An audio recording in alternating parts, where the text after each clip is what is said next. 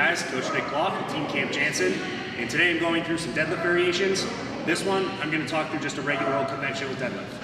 Now, a regular conventional deadlift, it's a technical movement, but it's not as technical as you might think. There are some very specific cues and changes that every individual person is going to have to do to be able to do it best for them and their leverages.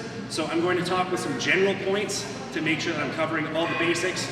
If you don't know all the specific intuitive changes that you need to make, you're going to have to find them by going through the process, getting better at doing the pattern itself, and then the issues that will pop up will become self-evident as long as you're sticking to the basic premise of all the cues that are going to lead you down the best path to do it in the first place. So, for a conventional deadlift, first things first, you want to set up your feet in a good spot for you. Now, if you're in a position where you have a hard time keeping your feet in on a squatting pattern, leg pressing pattern, things of the like, that is indicating that you have a mobility issue. That is going to make it a little bit harder. Mobility, stability issue, that is going to cause an issue with you being able to sit yourself into a hinge and bending at the knee, being able to rotate adequately at the hip to allow you to be able to get down into a position of knee flexion and hip flexion at the same time without the feet having to turn. Okay? So if that is the case and you can only get comfortable doing a pull with your feet turned out, you have some things to work on outside of pulling for you to do this well. Now, I would recommend that you go and take care of that. If this is the position that you end up falling into to be able to create a pull, I would suggest that you don't start doing the pull yet. Go and address all the other issues that allow you to get into a more neutral position at the foot. Slight turn is fine, but having a duck foot doesn't help you. Okay? That's going to throw off the mechanics. You're going to have a hard time. It's going to turn into more of a squatting pattern than a deadlifting pattern. It's not what you want. Okay? So, first things first, setting the feet, you want to keep them underneath the hips. You want to think not outside of the hips, as your football coach likely told you in high school. This isn't helpful. Going here and having to get into this position, putting your hands all the way outside you like this, doesn't help you.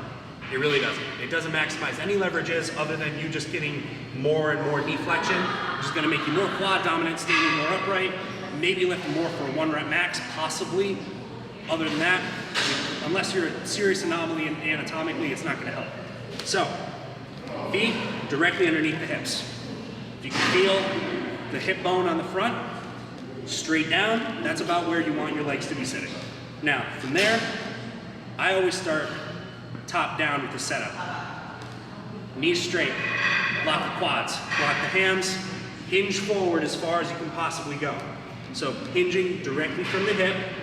Now from there, once you can no longer get any further without your back starting to round, from that point, you then come down through the knees. You only come down through the knees as far as you really need to for you to be able to get your hands to the bar. Here, there. And now once you're here, you set the grip just outside of your legs.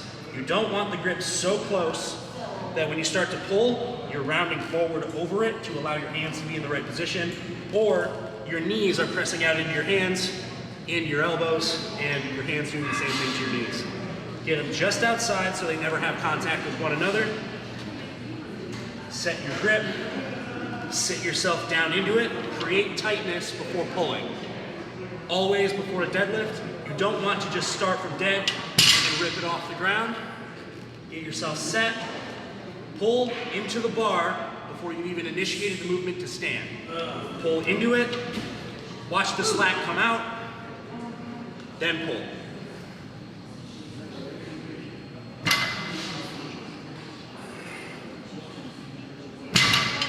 Okay?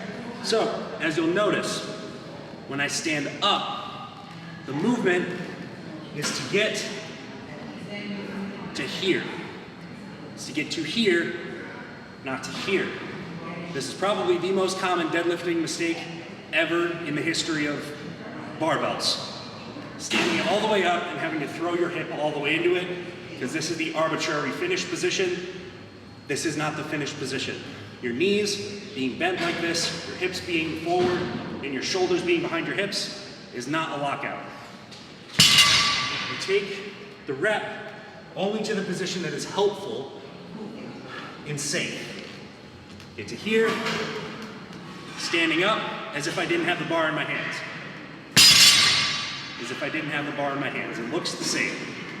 You don't have to overextend, okay?